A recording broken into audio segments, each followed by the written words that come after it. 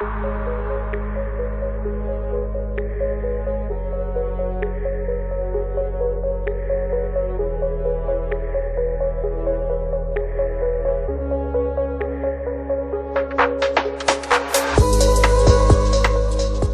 and welcome to the latest edition of 10 Minutes On, the podcast where we try to go a little bit deeper behind the headlines.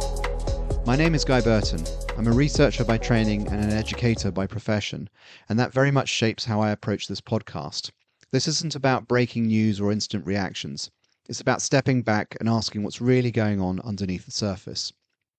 So today I want to talk about the latest economic forecasts that have come out from the International Monetary Fund, and more importantly, what they tell us, and perhaps what they don't, about the state of the global economy.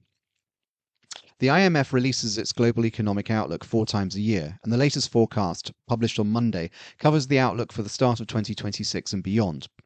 At first glance, the headline numbers look relatively reassuring.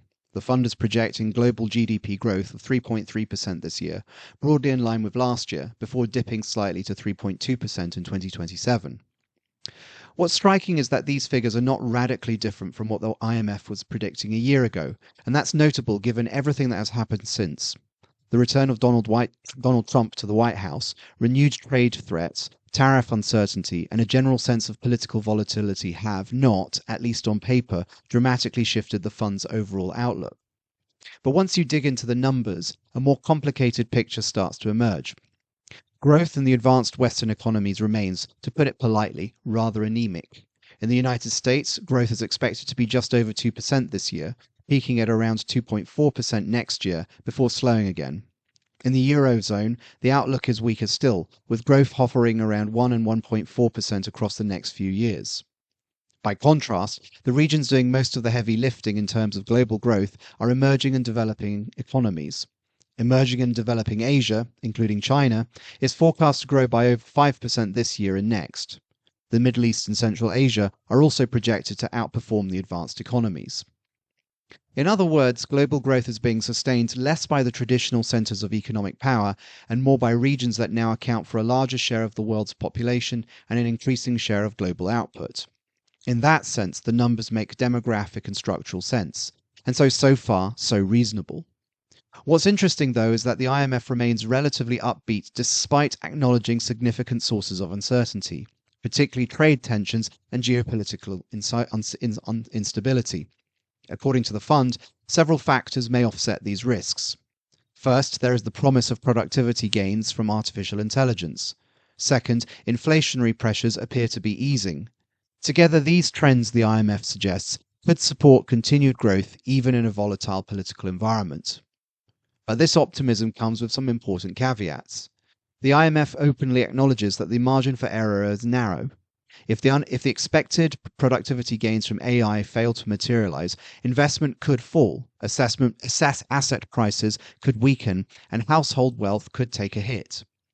Trade tensions or geopolitical shocks could undermine confidence and disrupt global supply chains. And high levels of public debt and fiscal deficits continue to constrain governments' room for maneuver. So in other words, beneath the reassuring headline numbers, there is a fair amount of unease. And that's where I find myself a little skeptical. I'm not an economist, but I do try to follow these debates closely. A few months ago, I recorded an episode asking whether we might be heading towards an AI bubble, whether expectations around artificial intelligence have simply raced ahead of what the technology can realistically deliver in the near term. And that question hasn't gone away. The World Economic Forum's latest chief economist's outlook, which was published just a few days ago, takes a notably cautious line. It suggests that there are plausible arguments both for and against the idea that the current AI boom is a bubble, which is another way of saying that no one really knows yet. So when the IMF leans quite heavily on AI-driven productivity as a stabilizing force, it feels like a fairly big assumption to build into a global forecast. And then there is trade. The IMF warns that trade tensions could undermine growth, but it appears to assume that the worst effects have either already passed or will remain manageable. So that may be an optimistic reading. One issue is timing here. There is a growing view that the full impact of last year's US tariff decisions have yet to filter through the global economy.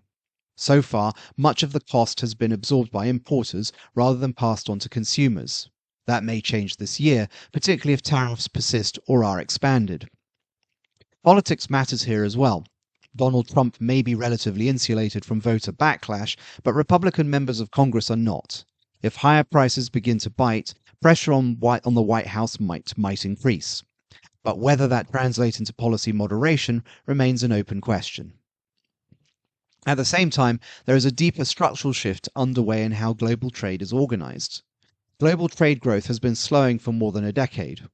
While it remained relatively resilient through 2025, despite rising tariffs and restrictions, there are now signs of strain. Firms that built up inventories earlier in the year began cutting back on new orders later on, and manufacturing demand has started to soften.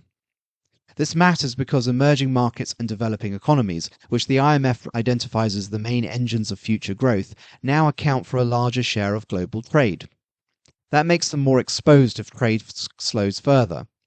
One potential bright spot is that these economies are trading more with each other. South-South trade has grown faster than trade with advanced economies, which could provide some insulation. But that insulation has limits. Emerging economies cannot avoid the wider geopolitical contest between the United States and China, particularly the race to secure raw materials and control supply chains for strategic sectors like semiconductors. These inputs are not only essential for artificial intelligence, but for advanced manufacturing, defense, and communications more broadly. So we end up with a contradiction. On the one hand, global institutions continue to frame trade as a driver of growth. On the other, states are actively reshaping trade around security concerns, consolidating supply chains, and decoupling from rivals, especially between Washington and Beijing. That may increase resilience in some areas, but it also reduces efficiency and it raises costs. And it is this tension that leads me to a broader question about IMF forecasting itself, and whether it consistently leans towards optimism. There is a substantial body of research examining IMF behavior, particularly around lending and conditionality, but also around forecasting.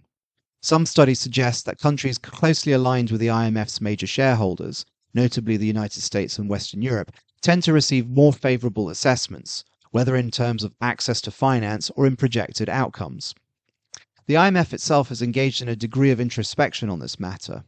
Since the global financial crisis of 2008-9, it has acknowledged that its earlier emphasis on austerity and structural readjustment was often too tight or rigid. In the immediate aftermath of that crisis, and again during the pandemic in 2020, the fund did adopt a more flexible stance. But evidence suggests that this flexibility was temporary, and over time, the IMF largely reverted to its traditional approach, emphasizing fiscal discipline and spending restraint. More tellingly, internal IMF research has acknowledged that its forecasting accuracy sits somewhere between 70 and 80%, which sounds reasonable and respectable until you remember that it also implies a consistent tendency to overestimate growth. This bias appears across regions and levels of development, and that matters. Overly optimistic forecasts can encourage governments to set unrealistic targets, only to appear to fail when those targets are missed. They can lead policymakers to delay necessary reforms in the hope that growth will solve underlying problems. And they can also encourage higher levels of borrowing, not just by governments, but by businesses, banks, and households, on the assumption that future growth will make those debts manageable. But if that growth doesn't materialize, the consequences can be painful. So I understand why the IMF wants to project a sense of confidence in a highly uncertain world, but there is a fine line between reassurance and complacency. Overconfidence today can create deeper vulnerabilities tomorrow. And that, I think, is the key takeaway from this latest forecast. And on that note, I'll leave it here. Thank you as always for listening. If you found this episode useful, I'd really appreciate it if you'd share it with others who might also be interested in it. You can leave feedback via my website or through LinkedIn, and reviews or subscriptions on your podcast platform of choice genuinely do help. New episodes come out every Tuesday morning. And thanks again for your time, and I'll speak to you again next week. Goodbye.